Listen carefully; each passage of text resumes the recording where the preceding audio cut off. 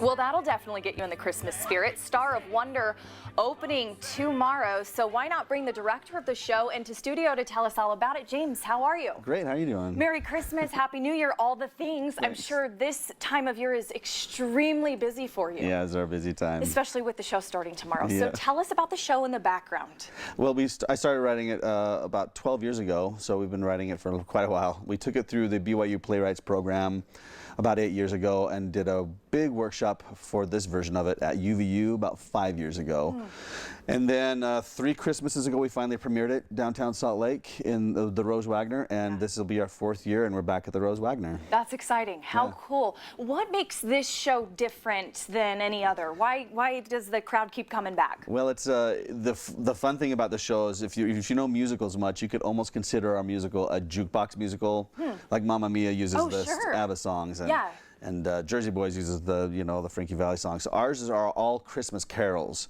So I'd done these CDs every year for corporate clients and for 12 years, and I'd get local artists like the Piano Guys and Peter Breinholt and Ryan Shoup to be on the CD every year. Wow. And after doing that for that many years, I had 100 Christmas carols floating through my head, and I have a kind of a theatrical background where I did theater back in the day, and so I could kind of see how some of these character-driven carols could be dramatized, like Jeanette Isabella or King Wenceslas or songs about the shepherd. So I try to put them all together that way, and then we found a story that would kind of tie them all together about a World War I soldier.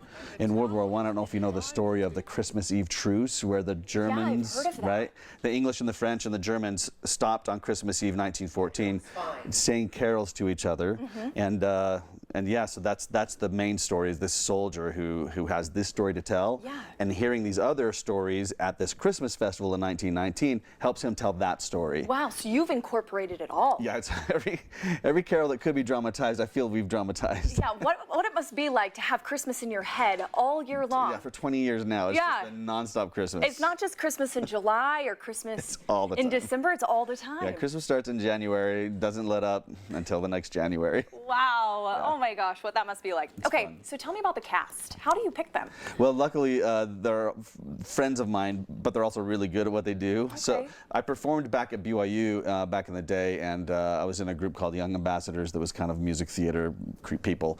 And then I left and moved to New York, and I got into a Broadway tour for a couple years, so I got to travel the country singing. Some of my friends did similar things. One of my friends was on the Broadway tour of Les Mis, and he and his wife were both, they've toured the world with different performing groups, and another friend. So anyway, these super performers have all these little performer kids.